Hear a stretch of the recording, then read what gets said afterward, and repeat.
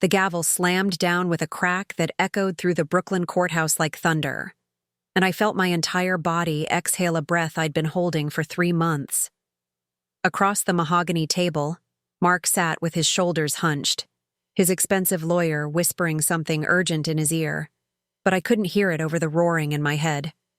The divorce was final. The brownstone was mine. The bank accounts were split. Justice had a metallic taste that morning, sharp and clean, like biting down on aluminum foil. I looked down at the papers in my trembling hands, official stamps and signatures declaring me legally free, and felt something I hadn't experienced in years, the pure, unadulterated sensation of winning. But let me take you back to where this really started. Back when I still believed in the fairy tale, back when I thought I knew my husband.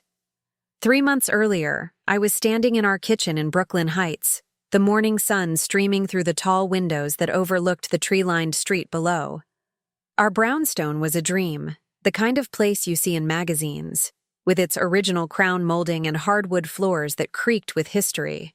I was 42 years old, married for 15 years, and I believed I had it all figured out. Mark was a financial consultant, charming and successful, the kind of man who remembered anniversaries and brought home flowers on random Tuesdays. Our life was comfortable, predictable, safe. The morning ritual had always been our sacred time together. I'd wake first, pad downstairs in my silk robe, and start the espresso machine, a sleek Italian contraption that Mark had insisted we buy after a trip to Rome 5 years ago. The hissing and gurgling of the machine was the soundtrack to our mornings, accompanied by the rustling of newspaper pages and the occasional comment about world events or neighborhood gossip. Mark would come down exactly 15 minutes after me, already showered and dressed in one of his tailored suits, his hair still damp but perfectly combed. He'd kiss the back of my neck while I was pouring his coffee, a gesture so routine it had become invisible, like breathing. That particular morning, I'd been wearing his favorite color on me, a deep emerald green cashmere sweater he'd given me for Christmas 2 years prior. I remember thinking how lucky I was, standing in that sun-drenched kitchen with its marble countertops and copper pots hanging from the ceiling rack. We'd renovated the entire brownstone together 3 years ago, spending weekends at salvage yards looking for authentic Victorian fixtures, arguing good-naturedly about paint colors and tile patterns. Every corner of that house held a memory of us, a decision we'd made together, a compromise we'd reached. Or so I thought. I should have known that safety is just another word for blindness. It was a Thursday morning when I found the credit card statement tucked into the recycling bin, half buried under coffee grounds and yesterday's Times. I almost missed it entirely. The envelope was already torn open, which was strange because Mark usually reviewed our statements in his home office, not over breakfast. Maybe that's what made me pause, that small deviation from routine, that tiny crack in the pattern. I pulled it out, wiped away a smear of espresso, and unfolded the paper. My hands were still wet from washing the breakfast dishes, leaving damp fingerprints on the paper that blurred some of the numbers. I should have put it aside, should have dried my hands first, but something compelled me to read it right then and there, standing over the recycling bin with suds still clinging to my wrists. Most of the charges were normal. Whole Foods, the dry cleaner on Montague Street, gas stations, the usual rhythm of our life. But there, halfway down the page, was something that made my heart stutter. Balthazar Restaurant, $347, followed by a notation I'd never seen before on any of our statements. Additional cardholder, Anna Martinez. Anna Martinez, our neighbor from 2 doors down. The woman Mark claimed he'd never formally met. I know what you're thinking right now. You're screaming at your screen, telling me to confront him immediately, to demand answers, to pack his bags.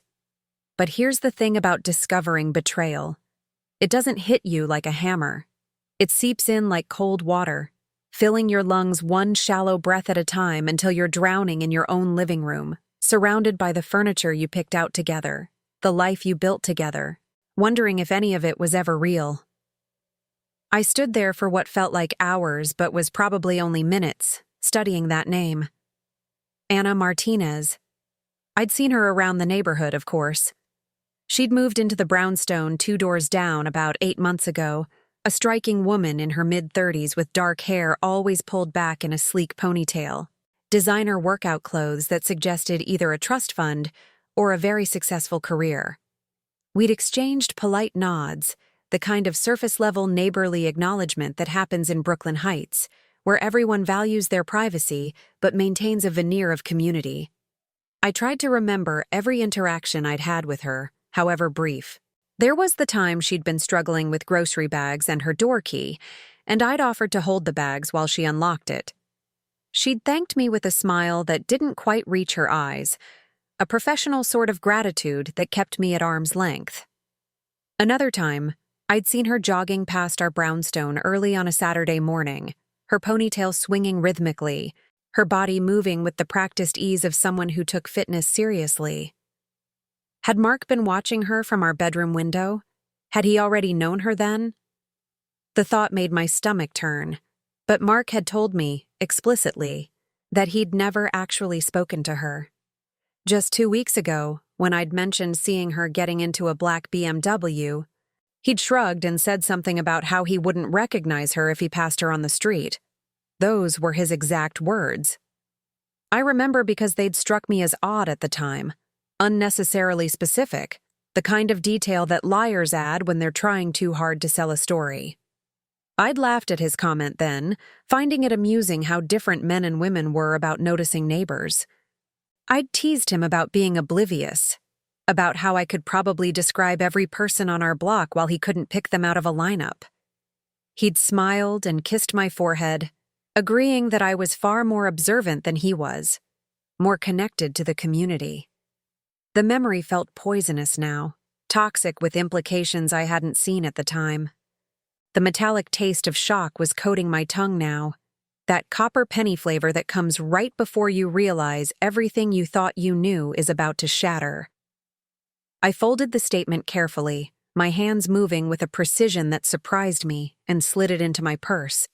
Not the kitchen drawer where we kept other financial documents. My purse. Already, some part of my brain was shifting into protective mode, gathering evidence, preparing for war even though I didn't yet know I was in one. The rest of that day passed in a surreal haze. I went to work at the marketing firm in Midtown, where I'd been employed for 8 years, sat through meetings about campaign strategies and brand positioning, nodded at appropriate moments, contributed ideas that people found valuable, all while my mind spun in endless circles. My colleague Jennifer asked if I was feeling okay during lunch, noting that I seemed distracted.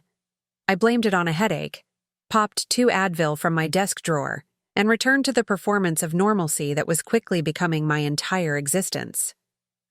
On the subway ride home, I stared at my reflection in the darkened window of the train car, watching my face flicker between light and shadow as we passed through tunnels and stations. Who was this woman staring back at me? A wife? A fool? Both? Neither? The questions multiplied like cells dividing, each one spawning 3 more, until my head felt like it might split open from the pressure. When Mark came home that evening, I was in the kitchen preparing dinner, chicken marsala with roasted vegetables, one of his favorites. I'd spent the afternoon in a fugue state, my body going through the familiar motions of our life while my mind spiraled through possibilities, each one more devastating than the last. The apartment smelled like garlic and wine, domestic and warm, a setting completely at odds with the cold dread pooling in my stomach. I'd changed out of my work clothes into jeans and a soft gray t-shirt, the kind of casual comfort wear that signaled I was relaxed, unprepared for confrontation. My hair was pulled back in a messy bun, a few strands escaping to frame my face. I'd even put on the pearl earrings Mark had given me on our 10th anniversary. Small touches that maintained the illusion that everything was fine, that I was still the wife he thought he knew. He kissed my cheek, the same casual affection we'd exchanged 10,000 times before, and asked about my day. This is the part that still haunts me, the normalcy of his performance, the ease with which he slipped into the role of devoted husband. If betrayal had a sound, It would be the cheerful mundanity of his voice, asking if I'd remembered to call the plumber about the leak in the guest bathroom. I had remembered, I told him. The plumber would come on Monday. The lie came easily, smoothly, because I hadn't remembered at all, had forgotten completely in the chaos of discovering his secret. But maintaining the facade required these small deceptions. These performances within performances. I waited until we were sitting down, until he had a glass of wine in his hand and pasta on his plate, until the moment felt comfortable and unsuspicious. I'd set the table with our everyday dishes, not the fine china, keeping everything casual and routine. Candles flickered between us, casting warm shadows that should have felt romantic, but instead felt ominous, like lighting for an interrogation. Then I said, as casually as I could manage, that I'd noticed a charge on our credit card statement from Balthazar, and had he taken a client there recently. The pause was infinitesimal, a fraction of a second, but I caught it. His fork stopped halfway to his mouth. His eyes flickered with something I couldn't quite read, and then the mask slammed back into place so smoothly I almost thought I'd imagined the slip. But I hadn't. I'd seen it. That moment of panic, quickly suppressed, expertly hidden, but there nonetheless. "Oh, that," he laughed, setting down his fork with deliberate casualness. "That was a work thing, a dinner with some potential investors. Nothing exciting. Why do you ask?" His tone was perfect, mildly curious, slightly amused, as if my question was endearing in its domesticity. But he hadn't answered the real question, had he? He hadn't explained the name on the bill, hadn't mentioned Anna Martinez, hadn't addressed the specific detail that was eating through my sanity like acid through metal.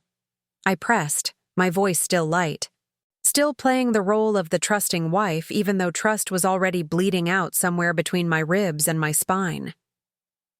I mentioned seeing Anna's name on the statement, suggested maybe there was some kind of billing error, offered him an easy exit, a plausible excuse, a way to explain it all away. Part of me desperately wanted him to take that exit, to provide some innocent explanation that would make sense of everything. Maybe Anna worked in finance too. Maybe she was a colleague he'd forgotten to mention. Maybe there was some completely reasonable explanation that would restore my world to its previous order. I held my breath, waiting, hoping against hope that this was all a misunderstanding. And this is when the gaslighting began. Mark's face arranged itself into an expression of confused concern, his eyebrows drawing together in that way that had always made me feel cared for, protected. "Anna who?" he asked. And the performance was so convincing that for a moment, I felt myself starting to doubt my own memory, my own eyes, the evidence literally sitting in my purse 10 feet away.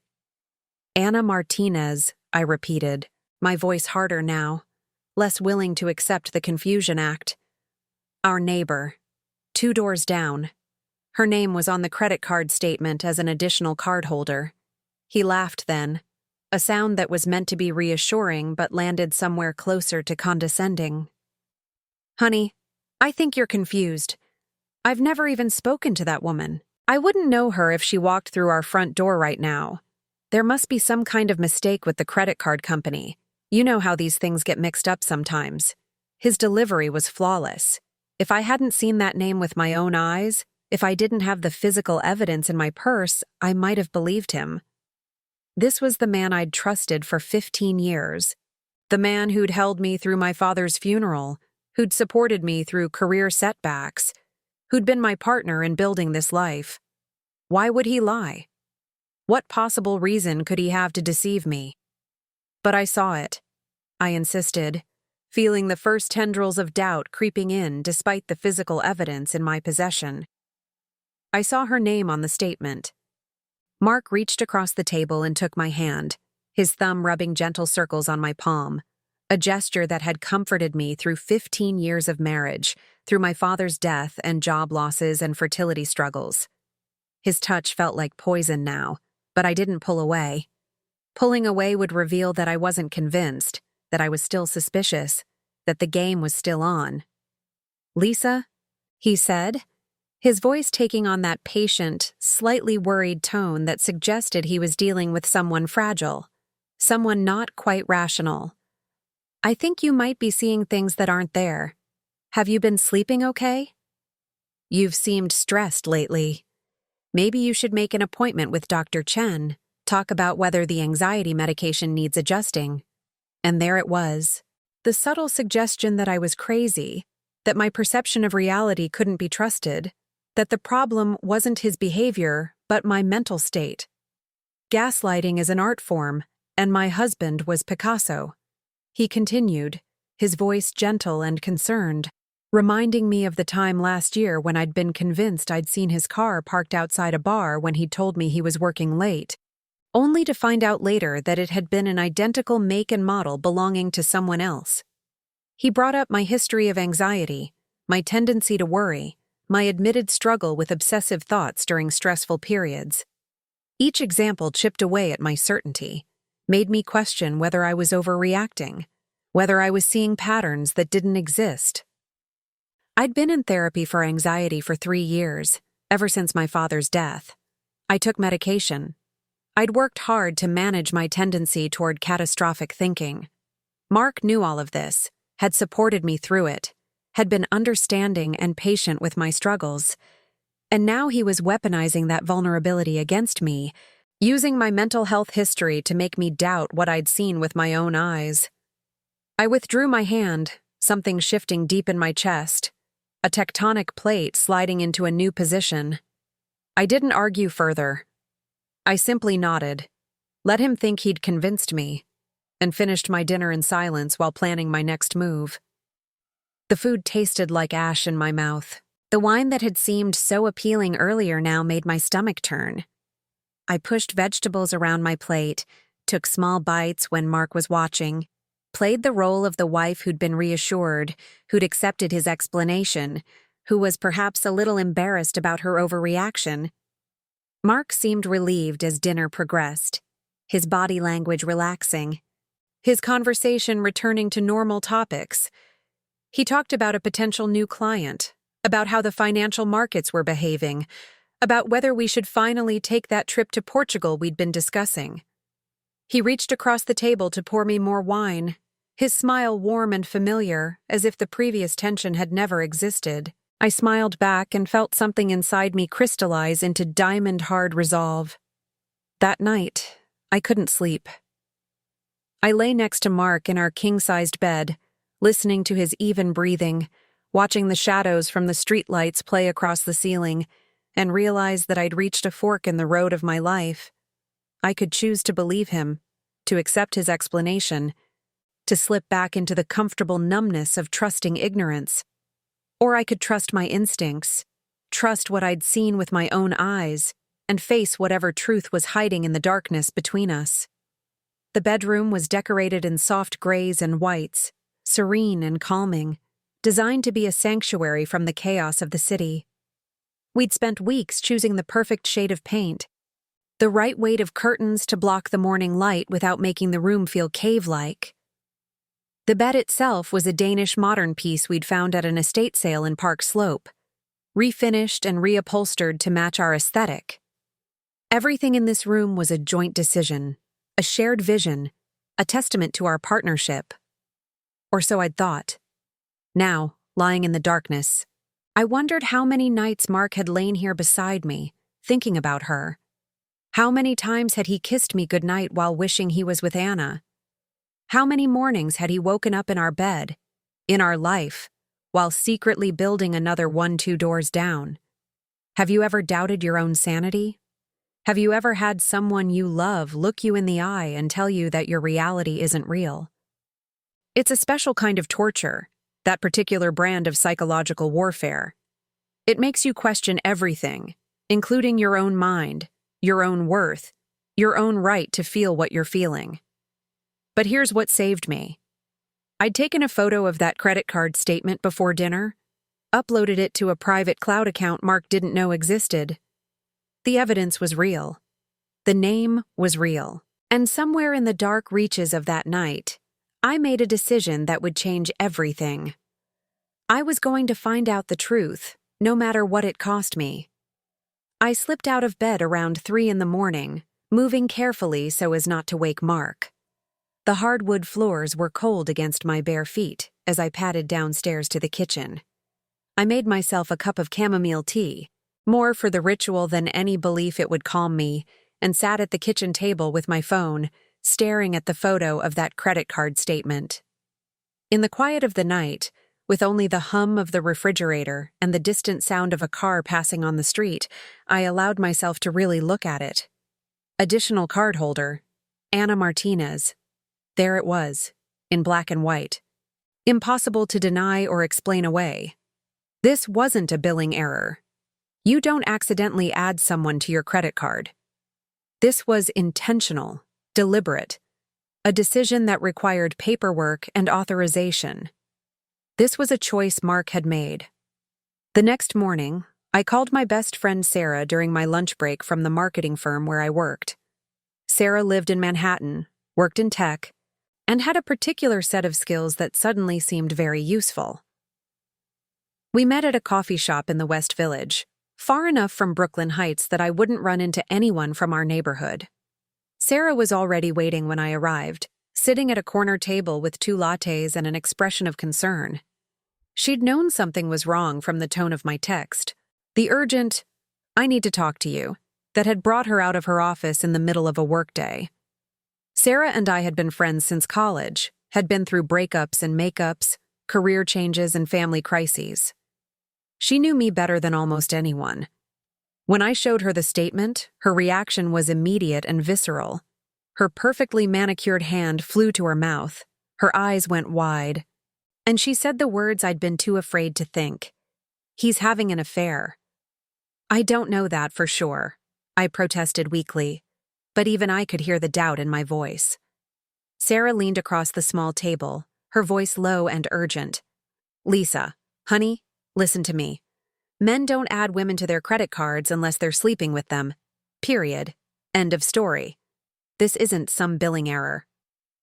This is intentional. This is him giving her access to your money, your security, your life." The words hit me like a physical blow, but they also crystallized something that had been forming in my mind since the previous night. Sarah was right. This wasn't innocent. This wasn't a mistake. This was betrayal, calculated and deliberate. Sarah ordered us both something stronger than coffee. Whiskey.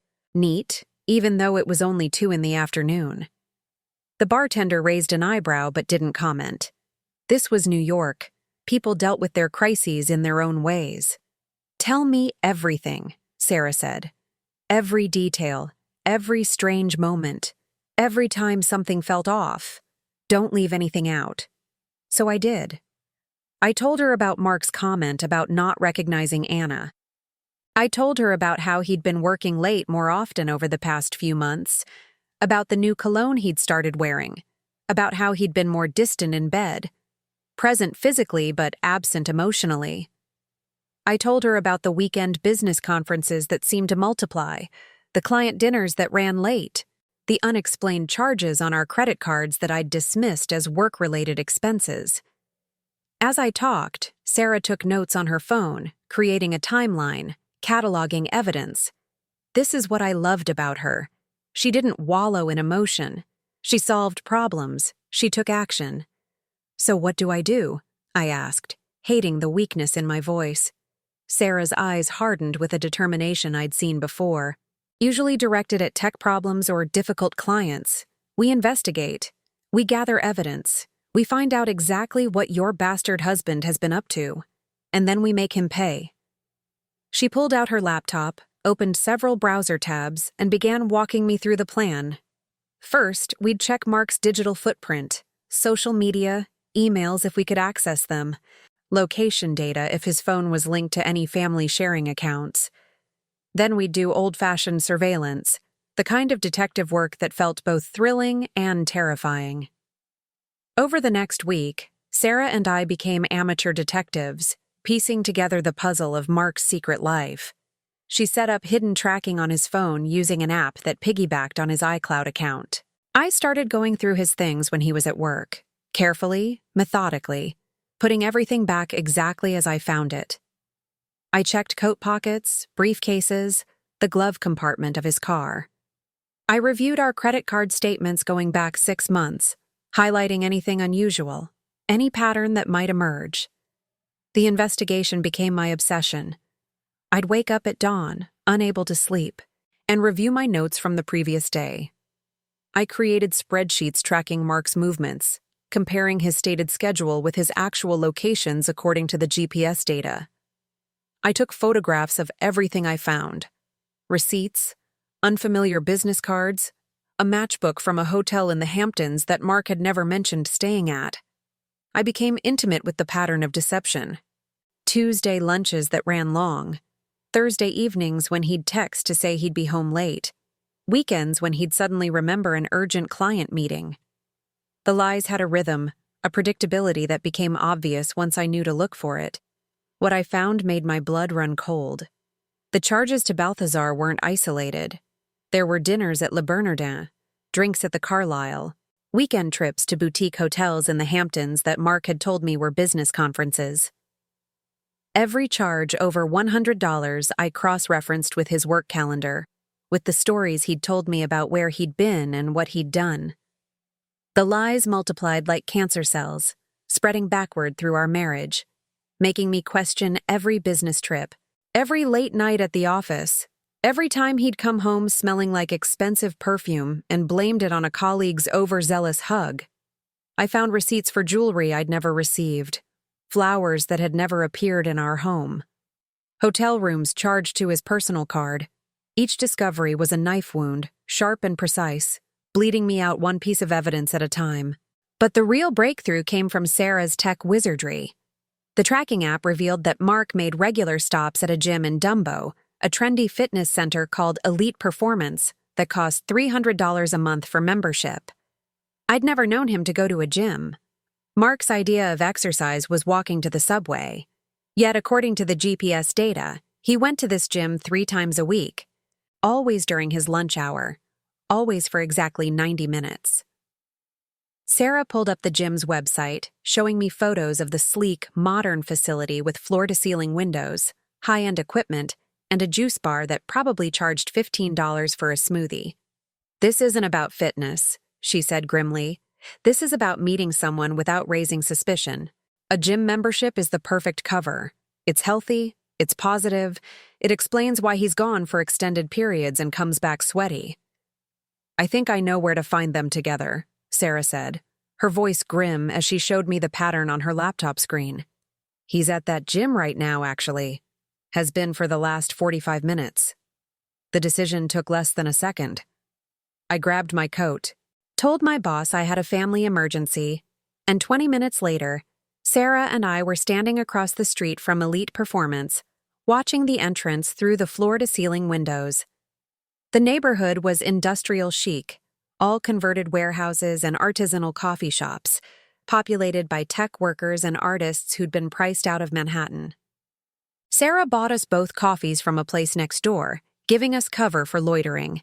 We stood there, paper cups warming our hands, watching the gym entrance like hawks. And then I saw them. Mark emerged from the locker room area, freshly showered, wearing workout clothes I'd never seen before. Expensive athletic wear in shades of black and gray that he must have kept in a locker. Clothes that had never seen the inside of our brownstone.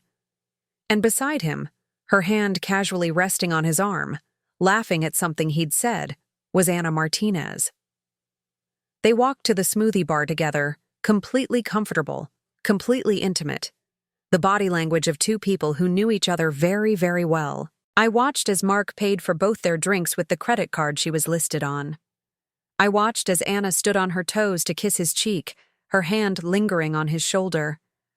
I watched as my husband's hand slid to the small of her back, possessive and familiar, in exactly the way he used to touch me before our marriage became routine, before 15 years had smoothed the passion into comfortable companionship. They looked happy. That was the worst part. Not guilty, not furtive, but genuinely, radiantly happy.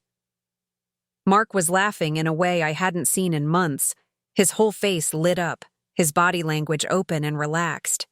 He looked at Anna the way he used to look at me in the early days of our relationship, with focus and intensity and desire. Sarah's hand gripped mine so tightly it hurt, but the pain was distant, happening to someone else, because I was too busy watching my marriage disintegrate in real time through a gym window in Brooklyn. I couldn't look away. For 15 minutes, maybe 20, I stood there on that street corner watching them. They seemed in no hurry to leave, content to linger at the smoothie bar, talking and laughing, occasionally touching in ways that spoke of deep familiarity. At one point, Anna reached up to brush something off Mark's shoulder, and he caught her hand, brought it to his lips, kissed her palm. The gesture was so intimate, so tender, that I felt something crack inside my chest. "How long?" I whispered to Sarah. "How long have they been doing this?" "Since she moved here," Sarah said quietly, pulling up information on her phone. I looked up her lease. She moved into that brownstone 8 months ago. I'm betting this started then, maybe even before. The cold rage that washed over me in that moment was unlike anything I'd ever experienced. It wasn't the hot fury of a sudden betrayal, but something deeper, colder, more calculating. It settled into my bones like winter, freezing out every warm feeling I'd ever had for the man I'd spent 15 years loving. I didn't confront them. I didn't storm in screaming. I simply turned to Sarah and said, in a voice I barely recognized as my own, "I need evidence. Everything. Phone records, emails, photos, financial documents. I need to know exactly how deep this goes." Sarah squeezed my hand. "We'll get it. All of it. And then we'll destroy him." We walked back to the subway in silence, my mind already 3 steps ahead, planning, calculating, preparing for war. On the train ride back to Manhattan, I caught my reflection in the window again, and this time, I recognized the woman staring back at me.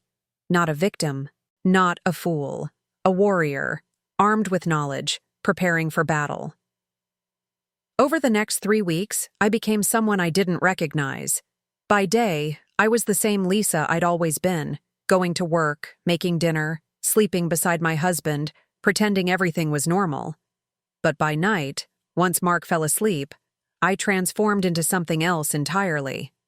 A hunter, a strategist, a woman with nothing left to lose.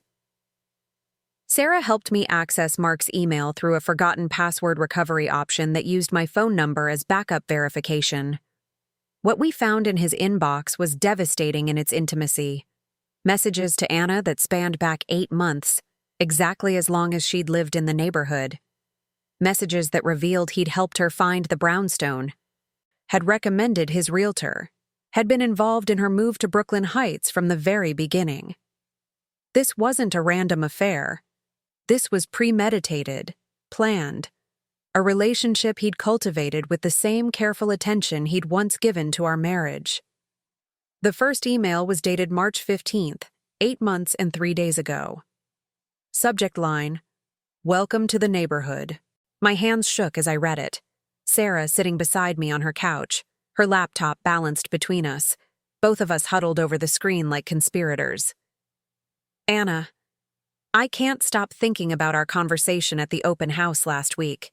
I know this is complicated, I know I'm married, but I've never felt this kind of connection with anyone. If you decide to take the apartment, we could see each other regularly. No pressure, but I had to tell you how I feel. Mark." The emails were worse than I'd imagined. Not just sexual, though there was plenty of that, but emotional. Deep. He wrote to her about his dreams, his fears, things he'd never shared with me. He called her his soulmate, his future, his real life. He talked about our marriage as an obligation, a cage, something he was waiting for the right moment to escape. One email, dated July 2nd, described our 15th wedding anniversary dinner, the same dinner where I'd thought we'd reconnected, where Mark had seemed attentive and loving, where he'd given me a bracelet that had made me cry with happiness. In the email, he described the evening as tedious and A performance I'm getting tired of giving. He told Anna he'd been thinking of her the entire time, wishing he was with her instead, counting down the hours until he could see her again. I read that email 3 times, each word carving itself into my memory like a scar. The bracelet was still in my jewelry box upstairs. I'd worn it proudly to work the next day, showing it off to colleagues, talking about how thoughtful my husband was. The memory burned with humiliation now. In one particularly devastating message from just 2 weeks ago, he wrote, "Soon, my love. Once the promotion comes through and the finances are secure, I'll tell her. We'll finally be free." I read that email 3 times, each word carving itself into my memory like a scar. He was planning to leave me. He was just waiting until he'd secured his financial position, until he'd gotten what he needed from our marriage, and then he was going to discard me like yesterday's newspaper. "The truth isn't buried forever," I whispered to the glowing screen. "It just waits to be found." Sarah put her arm around me as tears finally came, hot and angry, streaming down my face. I'd been holding them back for weeks, maintaining my composure, playing my role. But here, in the safety of Sarah's apartment, I could finally break. "Let it out," she murmured. "All of it. Then we're going to make him pay for every single tear." But the worst discovery was yet to come. As I dug deeper into the financial records, accessing our bank accounts through the joint online portal we shared, I found something that made my hands shake with fury. Mark had opened a joint bank account with Anna, funneling money from our savings into this secret account, building a nest egg for their future while depleting the security we'd built together. $40,000. Gone. Transferred in increments small enough that I wouldn't notice. 1,500 here, 2,000 there. Occasional transfers of 5,000 that I'd assumed were legitimate business expenses or investments, but large enough that over 8 months, it added up to a fortune that was supposed to be our retirement, our safety net, our future. He wasn't just betraying me emotionally. He was stealing from me financially. He was systematically dismantling our life while smiling at me over breakfast, while kissing me goodnight, while maintaining the facade of our perfect marriage. I sat in my home office that night, the evidence spread across my desk like a map of deception, and felt something click into place. This wasn't just about revenge anymore. This was about justice. This was about making sure that Mark didn't get to walk away from this unscathed, didn't get to start his new life on the foundation of my broken one. I needed a plan. Not just exposure, but complete and total demolition of the fantasy he'd built for himself. That's when I thought of the block party. Every year, for the past 12 years, Mark and I had hosted the annual Brooklyn Heights block party. It was a tradition, a community event that brought together all our neighbors for an afternoon of food, music, and conversation. It was scheduled for 3 weeks from now, already planned and organized, with invitations sent and RSVPs collected. 200 people would be there, including Anna Martinez, who had enthusiastically accepted the invitation with a note that said, "Can't wait. So glad to finally become part of the community." The irony was too perfect to resist. I shared my plan with Sarah over wine at her apartment in Manhattan. We would let the party proceed exactly as planned, but with one small addition. At some point during the festivities, I would make a speech, ostensibly to thank everyone for coming, for being part of our community. And during that speech, I would reveal everything. But Sarah shook her head. "Not just a speech. We need visuals. We need impact. We need something they'll never forget." She was right. Words alone weren't enough. This needed to be a performance, a reveal, a moment that would burn itself into the collective memory of Brooklyn Heights. Over the next 2 weeks, Sarah and I worked like women possessed. She compiled the evidence into a devastating digital presentation, screenshots of emails, photos of Mark and Anna together that I'd taken during my surveillance, bank statements showing the transferred funds, credit card bills, everything. We set it to music, Not angry music, but something sad and haunting. A soundtrack that would amplify the emotional impact.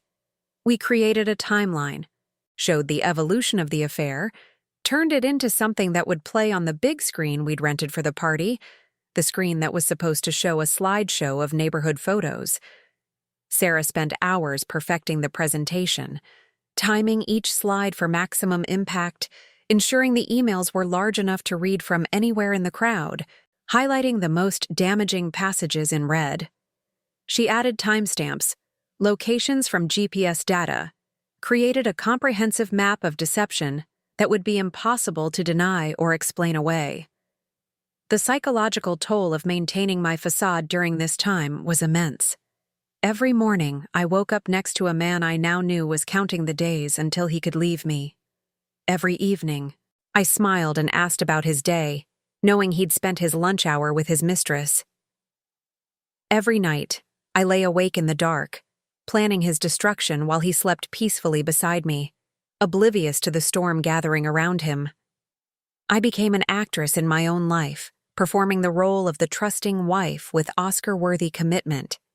I initiated sex a few times, maintaining the intimacy of our marriage, each encounter feeling like a betrayal of myself, but necessary to keep Mark unsuspecting. I asked about his day, listened to his stories, laughed at his jokes, all while knowing they were lies built on lies built on lies. The strain showed in small ways I couldn't entirely hide. I lost weight, unable to eat much despite forcing myself to maintain appearances. Dark circles bloomed under my eyes despite the concealer I applied each morning. My hands shook sometimes when I handed Mark his coffee. But when he asked if I was okay, I blamed it on stress at work, on a difficult client campaign, on anything but the truth that was choking me. There was one close call that almost derailed everything. Mark came home early one afternoon while I was in the office, reviewing the evidence on my laptop. I heard his key in the lock and had maybe 10 seconds to close everything, clear my browser history, and appear natural. When he walked in, I was sitting at my desk, apparently engrossed in a work email, my heart hammering so hard I was sure he could hear it. "Why are you home early?" I asked, my voice remarkably casual considering I'd been seconds away from exposure. "Left some documents I need for a meeting," he said, heading to his own office. "Back in 5 minutes." Those 5 minutes felt like 5 hours. I sat frozen at my desk, laptop closed, afraid to move, afraid to do anything that might draw his attention. When he left again, calling out a cheerful goodbye, I sat there shaking for a full 10 minutes before I could move. After that close call, I became even more careful. I created encrypted folders for my evidence. I used private browsing modes. I checked and double-checked that Mark was actually where he said he was before I accessed any of the documentation. The paranoia was exhausting, but it kept me safe. Sarah became my rock during those weeks, the only person who knew the truth, the only person I could be real with. We talked every day, sometimes multiple times, checking in on my mental state, refining our plan, preparing for every possible contingency. She helped me open my own bank account at a different bank, transferring half of what remained in our joint savings, my legal right, Rebecca Chen confirmed. We secured a consultation with a divorce attorney who came highly recommended, a shark in a designer suit who specialized in high-conflict divorces involving financial deception. The attorney, Rebecca Chen, looked over my evidence with the cool assessment of someone who'd seen everything. "This is a slam dunk," she said, her perfectly manicured nails tapping against the folder containing my documentation. "With this level of documentation, he won't have a leg to stand on. You'll get the brownstone, a significant portion of the assets, and possibly even some of the money he transferred illegally. Plus, given the financial malfeasance, you might be entitled to additional compensation for emotional distress." But I didn't tell Rebecca about the block party. That was between me, Sarah, and the universe. Some things were beyond legal strategy, beyond financial settlements. Some things were about justice on a more fundamental level. The morning of the party arrived with cruel sunshine, the kind of perfect September day that makes Brooklyn Heights look like a postcard. The sky was impossibly blue, not a cloud in sight, temperature in the low 70s with a gentle breeze that rustled the leaves on the tree-lined streets. It was the kind of day that usually filled me with gratitude for our life, our neighborhood, our good fortune. Today, it felt like mockery. I woke early, my stomach churning with anticipation and dread, and found Mark already awake, excited about the party, talking about how this year would be the best one yet. He'd gotten up before me, something that rarely happened. Already showered and dressed in casual summer clothes, khaki pants and a light blue polo that I'd bought him for his birthday last year. "I think we'll get a great turnout," he said, scrolling through his phone at the breakfast table. "Everyone's confirmed, even some new neighbors I haven't met yet." The irony would have been funny if it wasn't so devastating. We spent the morning setting up, arranging tables and chairs along the closed-off section of street, hanging decorations, setting up the sound system and the big screen that would be my weapon of mass destruction. Neighbors stopped by to help, cheerful and oblivious, carrying folding chairs and coolers, asking where things should go, complimenting our organizational skills, including Anna Martinez, who arrived wearing a sundress that probably cost more than my monthly salary, a flowing floral print that hugged her curves and swirled around her legs, her hair down for once, cascading over her shoulders in dark waves. She looked stunning, radiant, happy. Her smile was bright and her hand brushed Mark's arm just a fraction too long when she greeted him, a touch that would seem innocent to anyone who didn't know what I knew. "Need help with anything?" she asked, her voice warm and friendly, playing the role of the eager new neighbor wanting to fit in. I watched them together, these two people who'd conspired to destroy my life and felt nothing but cold calculation. Soon, I thought. Very soon. Mark directed Anna to help with the decoration setup, and I watched them work together, stealing glances, sharing private smiles, maintaining the pretense of being near strangers while their body language screamed intimacy to anyone who knew to look for it. By early afternoon, the party was in full swing. 200 people milling around, eating catered food from the upscale Italian place on Court Street, drinking wine and craft beer from the Brooklyn brewery that had donated cases for the event, laughing and talking under the brilliant blue sky. Children ran through the crowd, their laughter punctuating conversations. Music played from the speakers, classic rock, crowd-pleasing songs that everyone knew the words to. On the surface, everything was perfect. Mark was in his element, playing host, shaking hands, telling jokes, the charming, successful man everyone thought he was. I watched him work the crowd and marveled at how good he was at this, how seamlessly he could play a role, how completely he'd fooled not just me, but everyone. He introduced neighbors to each other, remembered names and details about people's lives, asked about kids and jobs and recent vacations. He was the perfect community member, the ideal neighbor, the man everyone wanted to be friends with. Anna stayed close to him, not obviously, but close enough that I could track their interactions if I paid attention. The brief touches, the shared glances, the private smiles. They thought they were being subtle. They thought no one could see.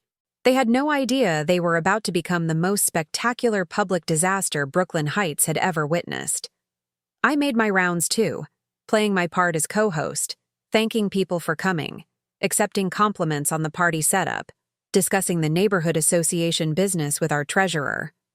I drank white wine, ate finger foods, laughed at appropriate moments, maintained the facade one last time. Sarah arrived at 3, dressed casually but with her laptop bag slung over her shoulder. She caught my eye across the crowd and gave me a small nod. The presentation was loaded and ready, queued up and tested, waiting for my signal. At 4 o'clock, exactly as planned, I made my way to the microphone. Sarah caught my eye from across the crowd and gave me a small nod. The presentation was loaded and ready, queued up on her laptop, waiting for my signal.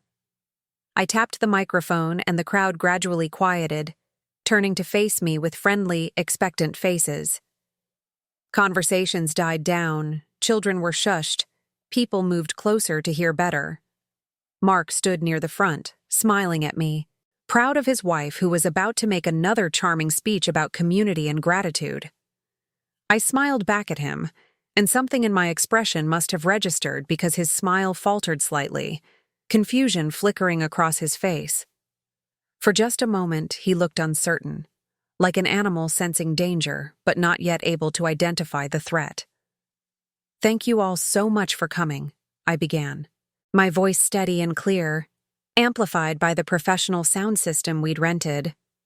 For 12 years, my husband Mark and I have hosted this party as a celebration of our community, our neighbors, our Brooklyn Heights family. This tradition has meant everything to us, representing the values we hold dear: honesty, loyalty, trust. I paused, letting those words hang in the air like knives. I saw a few people nod in agreement, others smile, everyone still believing this was going to be the usual heartwarming speech about community spirit and neighborhood bonds. But today, I want to talk about a different kind of tradition. The tradition of truth. The importance of seeing people for who they really are, not who they pretend to be. Mark's face had gone pale now, and I saw him start to move toward me, his instincts finally catching up, realizing that something was very wrong. But Sarah's boyfriend, Tom, who I'd briefed earlier, stepped casually into his path, blocking his way with a friendly hand on his shoulder and a comment about wanting to ask him something about financial planning. I gave Sarah the signal, a small nod, and the big screen behind me flickered to life. What followed was the most satisfying 2 minutes of my entire life. The screen filled with Mark's emails to Anna, his declarations of love, his plans to leave me, his mockery of our marriage. Each email appeared for long enough to read, the most damning passages highlighted in red. Lisa is more of a roommate than a wife at this point. Our anniversary dinner was torture. All I could think about was you. She has no idea. She's so trusting it's almost pathetic. Then photos of them together at the gym, at restaurants, on romantic weekends away. Sarah had done her work well. The images were clear, undeniable, intimate. Mark and Anna kissing. Mark and Anna holding hands. Mark and Anna at what was clearly a hotel room. Champagne and roses visible in the background. Then the bank statements, showing the $40,000 he'd stolen from our joint account, transferred to build a future with his mistress while telling me we needed to economize, while suggesting I cut back on my spending, while making me feel guilty for buying a new coat last winter. The final slide was the credit card statement that had started it all, Anna Martinez's name in black and white as an additional cardholder, with a simple caption, "He said he'd never met her." The crowd's reaction was everything I'd hoped for, and more. Gasps of shock, murmurs of disbelief that grew into a roar of conversation, then a rising wave of outrage as the implications sank in. I watched Mark's face cycle through emotions, confusion, recognition, horror, and finally, a desperate attempt at damage control. He tried to push past Tom, tried to reach the screen, tried to get to me, but several neighbors had moved to block his path, their faces showing anger and disgust. Anna had gone white as a ghost, her eyes wide, looking around at the hostile faces surrounding her. Someone near her stepped away, creating a visible circle of space, isolating her in the crowd. She tried to move toward the exit, but the press of people made it difficult. I let the presentation play to its devastating conclusion, the final slide remaining on screen, a photo of Mark and me on our wedding day, young and happy and hopeful, with a simple caption, "What was real?" Then I turned back to the microphone, my voice cutting through the chaos like a blade. "You said you'd never met her, Mark. You said you wouldn't recognize her if she walked through our front door. But your credit card tells a different story. Your emails tell a different story. Your bank account tells a different story. You looked me in the eye and made me doubt my own sanity, my own perception, my own reality. You tried to convince me I was crazy for believing what I saw with my own eyes." I looked directly at Anna, who was trying to edge toward the exit, tears streaming down her face, her sundress that had looked so beautiful now seeming garish in the harsh light of exposure. "And you," I said, my voice sharp as broken glass. "Welcome to the neighborhood. I hope the last 8 months were worth it, because I guarantee you, he'll do the same thing to you that he did to me." Cheaters don't change. They just find new victims. He wrote to you that I was trusting to the point of being pathetic. Remember that when you're lying awake in 6 months wondering where he really is, who he's really with, what secrets he's keeping from you. The crowd was completely silent now, 200 pairs of eyes swiveling between me, Mark, and Anna like spectators at the world's worst tennis match. Mark tried to speak, his mouth opening and closing, his hands raised in a placating gesture, but no words came out. What could he possibly say? The evidence was irrefutable, displayed on a 12-foot screen for everyone to see, documented with dates and times and his own words. I pulled out a folder from beneath the podium and held it up, the papers inside catching the afternoon sunlight. "These are divorce papers," I announced. "As of this morning, I've filed for dissolution of our marriage, citing adultery and financial malfeasance. The brownstone is mine, purchased before our marriage, and therefore legally my separate property. The remaining assets will be divided according to what the law deems fair, which, given your theft of $40,000 from our joint account, means I'll be walking away with significantly more than half. My attorney assures me that your chances of successfully contesting any of this are approximately 0. I turned back to Mark one last time, finding him in the crowd, his face a mask of devastation, tears starting to track down his cheeks. His perfect facade finally completely shattered. "Trust shattered is strength rebuilt," I said quietly, but loud enough for the microphone to catch. "You tried to make me doubt my sanity, my perception, my worth. You tried to gaslight me into accepting your lies. But here's what you didn't count on. I'm smarter than you gave me credit for. I'm stronger than you believed. And I'm done being your fool." I set down the microphone and walked off the makeshift stage, my head high, my shoulders back, while behind me the party dissolved into chaos. Sarah met me halfway, throwing her arms around me, and I finally allowed myself to feel something other than cold rage, relief, triumph, justice. "We did it," she whispered in my ear. "You did it." The aftermath was swift and brutal, at least for Mark and Anna. Within 24 hours, the story had spread through Brooklyn Heights like wildfire. Then jumped to social media, where recordings of my speech went viral. The community that had once admired Mark now saw him as a pariah. His reputation, built on decades of charm and false integrity, crumbled overnight. Anna moved out of the neighborhood within a week, unable to face the whispers and hostile stares, selling the brownstone at a loss just to escape. Mark moved in with his brother in New Jersey, his tail between his legs, while our divorce proceedings moved forward with mechanical efficiency. The legal battle that followed was surprisingly one-sided. Rebecca Chen, my attorney, wielded the evidence like a sword, cutting through every argument Mark's lawyer tried to make. The stolen $40,000 became the centerpiece of our financial settlement, with the judge ordering Mark to repay it in full plus interest and penalties. The brownstone, purchased before our marriage but renovated with joint funds, was awarded to me based on Mark's financial misconduct and my separate property claim.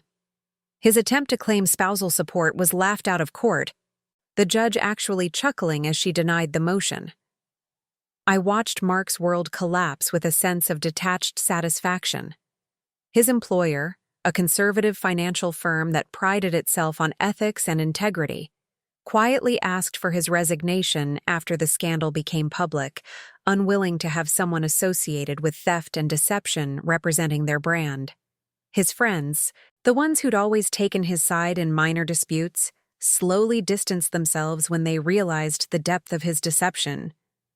His family, initially skeptical of my claims, turned cold after reviewing the evidence I'd so meticulously compiled.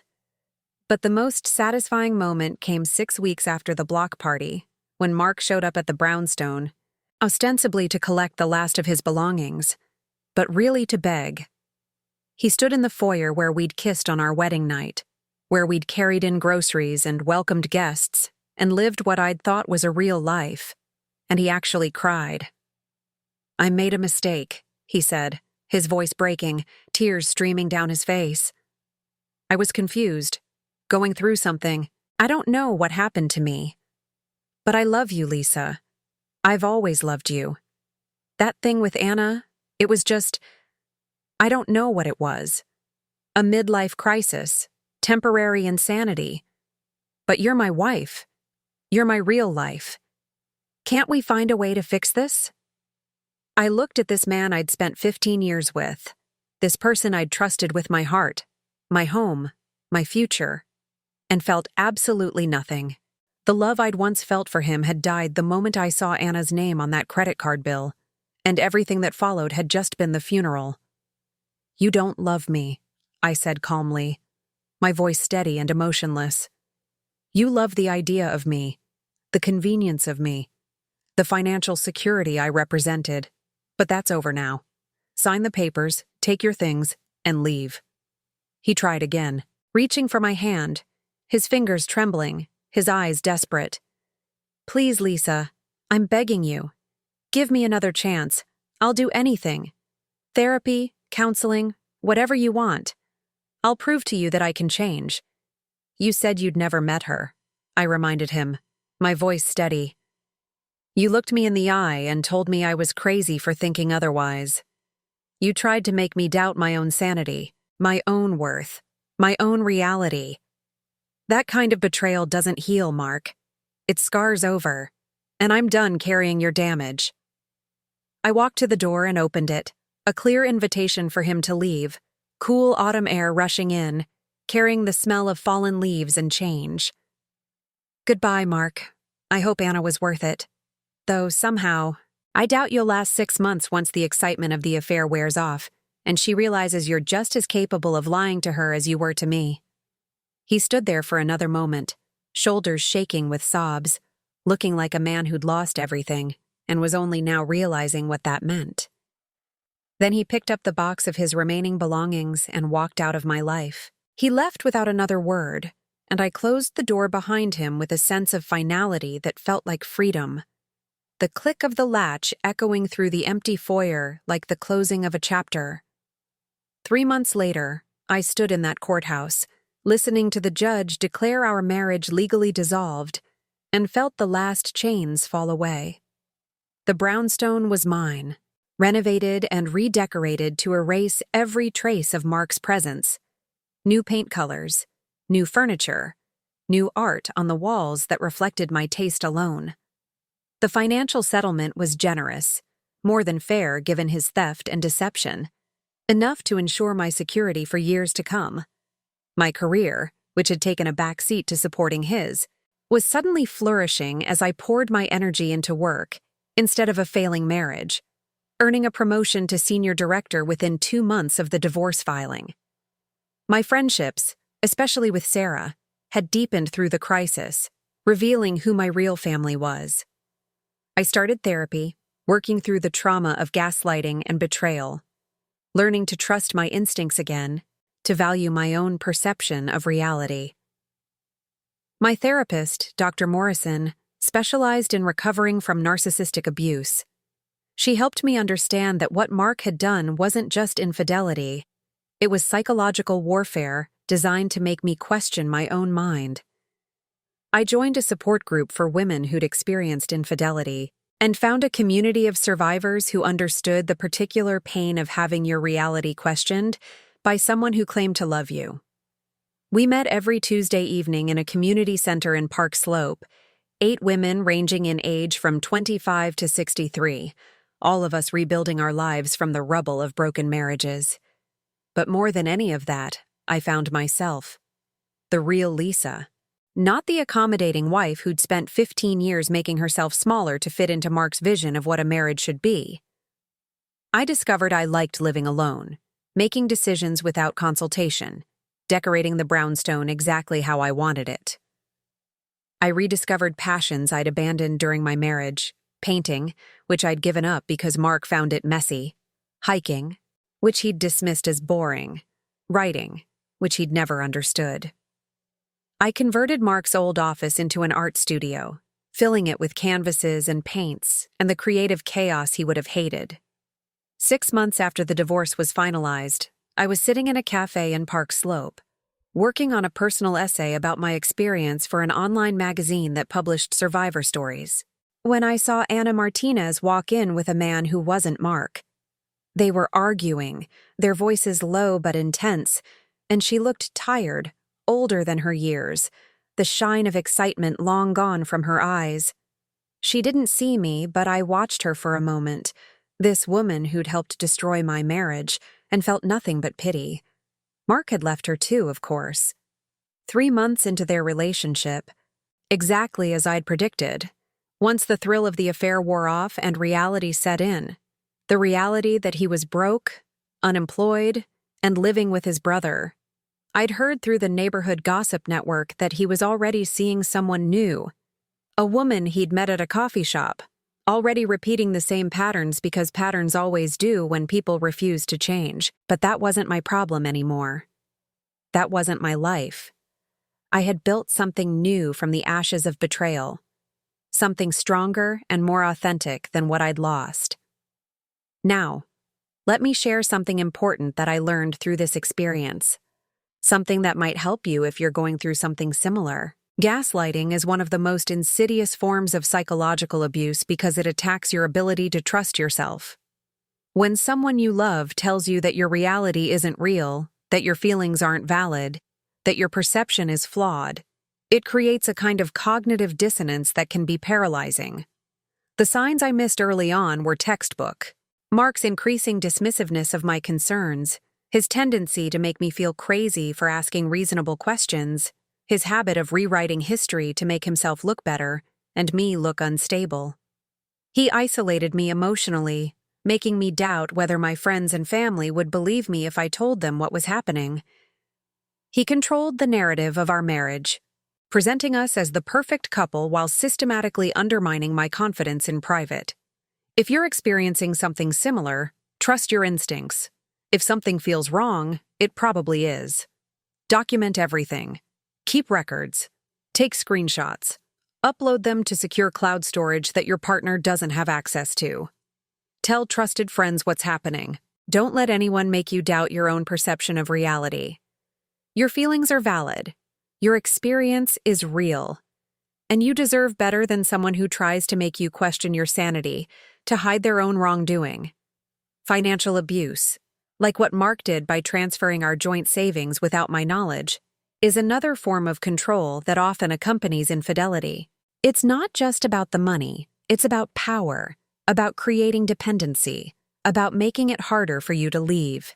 If you notice unusual financial activity, missing money, or a partner who's suddenly secretive about finances, investigate. Check your credit report. Review bank statements. Look for hidden accounts. It's your money too, and you have every right to know where it's going. And here's the most important thing I learned. Revenge isn't about destruction. It's about justice. It's about refusing to be silenced, refusing to let someone else write the ending of your story. What I did at that block party wasn't cruel. It was necessary. Mark had spent months lying to me, to our community, to himself. All I did was reveal the truth. The consequences he faced weren't my fault. They were the natural result of his own choices. So whether you're listening to this from a car in rush hour traffic, from your kitchen while making dinner, from your office during a lunch break, or lying awake at night wondering if you're crazy to suspect what you suspect, I want you to know this. You're not crazy. Trust yourself. Investigate. Gather evidence. And when the time comes, don't be afraid to tell the truth. Even if the truth is ugly, even if it destroys the life you thought you had. Because a life built on lies isn't a life worth keeping. It's been a year now since that block party, since I stood in front of my community and refused to be silenced anymore. The brownstone in Brooklyn Heights is still mine, redecorated and reimagined as a space that reflects who I am, not who I was supposed to be. I've been promoted twice at work, my creativity and energy no longer drained by a failing marriage. I've traveled to places Mark never wanted to go. Iceland, where I hiked glaciers and saw the northern lights. Japan, where I spent 2 weeks exploring temples and gardens. Costa Rica, where I learned to surf and ziplined through rainforests. I've reconnected with friends I'd lost touch with during my marriage, rebuilding those relationships with the time and energy I once spent trying to save something that was already dead. I've even started dating again, cautiously, but with a newfound clarity about what I want and what I won't tolerate. Last week, I ran into one of the neighbors from the block party at the farmer's market. Jennifer, a woman in her 50s who lived 3 blocks over, who'd always been friendly but never particularly close. She hugged me tight and said something that brought tears to my eyes. "You were so brave that day. You gave a lot of us the courage to look more closely at our own lives, to stop accepting less than we deserve. My marriage is stronger now because you showed me what it looks like when someone fights for truth." That's when I realized that what happened wasn't just about me and Mark. It was about refusing to let betrayal define you, refusing to let someone else's lies become your truth, refusing to be small and quiet and accommodating when the situation demands that you stand up and roar. I think about that credit card statement sometimes, that seemingly small piece of paper that changed everything. Ana Martinez's name in black and white, the first domino in a chain reaction that would demolish my marriage and rebuild my life. I'm grateful for it now, grateful for that moment of discovery, because it forced me to see what I'd been willfully ignoring, that I deserved better than a man who could look me in the eye and lie so effortlessly. You deserve better too. Whether you're dealing with infidelity, gaslighting, financial abuse, or any form of betrayal, you deserve honesty, respect, and partnership. Don't settle for less because you're afraid of being alone or starting over. Starting over is terrifying, yes, but it's also liberating. It's a chance to build something authentic, something real, something that doesn't require you to betray yourself to maintain. The journey from that morning in the kitchen to this moment now has transformed me in ways I couldn't have imagined. I'm not the same woman who found that credit card statement. That woman was softer, more trusting, more willing to doubt herself. The woman I am now knows her worth, trusts her instincts, and refuses to make herself smaller for anyone's comfort. I've learned that betrayal, while devastating, can also be a catalyst for the most profound personal growth. The woman I was before Mark's affair was comfortable but complacent. I'd settled into patterns that didn't serve me, had abandoned parts of myself to maintain a marriage that was already dying. In destroying my illusions, Mark inadvertently set me free to become someone more authentic, more whole. My art has become a form of therapy and expression that I never knew I needed. The studio I created in Mark's old office is my sanctuary now, filled with canvases that tell stories of pain and recovery, of betrayal and rebirth. I've even sold a few pieces at local galleries in Brooklyn, something I never would have had the courage to pursue when I was busy being Mark's perfect wife. The creative process has taught me that beauty can emerge from destruction, that broken things can be reassembled into something entirely new and perhaps even more valuable than the original. The support group has also been instrumental in my healing. Hearing other women's stories, seeing their strength, witnessing their journeys from devastation to empowerment has shown me that I'm not alone in this experience. We've created a sisterhood of survivors, women who understand the particular alchemy of rage and resilience that transforms victims into warriors. Some of their stories make mine seem almost tame. Secret families that lasted years, financial ruin that left them homeless, gaslighting so severe they required psychiatric hospitalization. Yet here they all are, rebuilding, surviving, thriving. One woman in the group, Michelle, went through something remarkably similar to my situation. Her husband had an affair with her sister, her own sister, and had been stealing from their business to fund lavish gifts for his mistress. When she discovered the truth, she didn't just divorce him. She documented everything, reported the financial theft to the authorities, and he ended up serving 18 months for embezzlement. Her sister lost her job, her reputation, and most of her family relationships. Michelle now runs the business alone, more successfully than ever, and recently started dating a man who treats her with the respect she always deserved. Stories like Michelle's remind me that my response to Mark's betrayal, while dramatic, was measured and justified. I didn't destroy him. I simply revealed who he already was. The consequences he faced were the natural result of his own choices, his own actions, his own moral failings. Dating again has been an interesting journey. I'm not rushing into anything, not looking to replace what I lost, but rather exploring what I actually want now that I'm free to choose without compromise. I've been on dates with interesting men, a journalist who makes me laugh, an architect who shares my love of historic buildings, a chef who introduced me to flavors I never knew existed. None of them have become serious yet, and that's okay. I'm learning to enjoy the process of discovery without the pressure of finding the one or filling a void. What's different now is that I enter every interaction with my eyes wide open. I notice the small things, inconsistencies in stories, unexplained absences, the way someone treats service workers or talks about their ex. I'm not paranoid, but I am aware. I trust, but I verify. I love, but I protect myself. The scars Mark left taught me that self-preservation isn't cynicism, it's wisdom. There have been moments of weakness, of course. Nights when I miss the familiar comfort of a partner, even a flawed one. Mornings when I wake up and reach for someone who's no longer there. Holidays that feel emptier without the traditions we'd built together. But these moments pass, and each time they do, I emerge stronger, more certain that I made the right choice. So wherever you are right now, whatever time zone you're listening from, whatever story brought you to mine, I want to hear from you. Drop a comment telling me where you're from, what time it is, whether you agree with how I handled this situation. Would you have done something different? Was I too harsh? Not harsh enough? Did I miss any red flags that you spotted? And if this story resonated with you, if it helped you feel less alone or gave you courage to trust your instincts, hit that like button. Subscribe to the channel because there are more stories like this, more survivors who refuse to be silenced, more examples of strength emerging from betrayal. I've got 2 more videos queued up that I think you'll find interesting. One about a woman who discovered her husband's secret second family, and another about emotional affairs, and where the line really is between friendship and betrayal. The thumbnails should be appearing on your screen right now.